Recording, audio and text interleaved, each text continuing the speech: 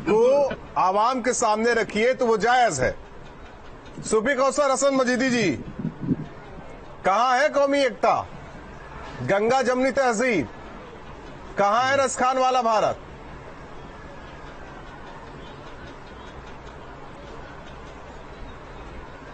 जी जी जी जी जी देखिए, ऐसा है कि आज रसखान यानी सैयद इब्राहिम की रूह अगर कहीं होगी तो ये देख रही होगी कि ये वही मुल्क है कि जहां पर हमने कृष्ण भक्ति के नगमे गाए थे।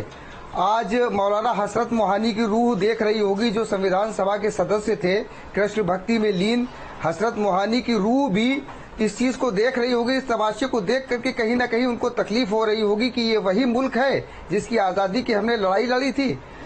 बहुत बड़े सूफी संत गुजरे हैं, सूफी सादुद्दीन खैराबादी चिश्ती रहमतुल्लाह अलैह, उन्होंने फारसी में एक कलाम लिखा था, गर मुफसदम मंजान ऊ, गर मुसलहम मंजान ऊ जान मन मंजान ऊ, तू दर्द मियाना किस्त कू।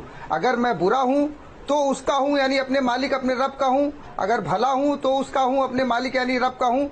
तू बीच में क्या कर रहा है? मेरी बुराई और मेरी भलाई का जिम्मेदार तो मेरा रब है।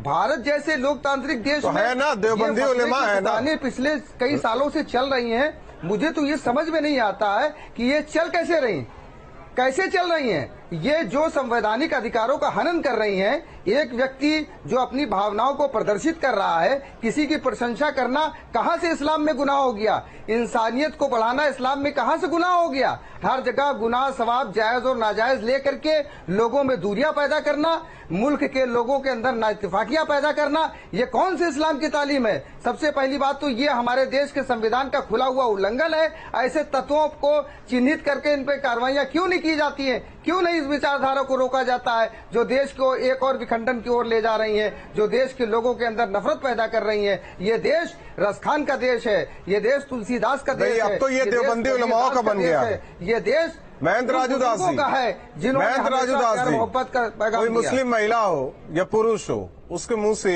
शिव चालीसा शिव भजन अच्छा नहीं लगता देवबंदियों को। देखिए नहीं, सूफी जो सूफी से जुड़े हुए वो भी तो नाचते गाते हैं। कौसर साहब, क्या मनाही है क्या? इस्लाम का एक अंग वो भी तो है।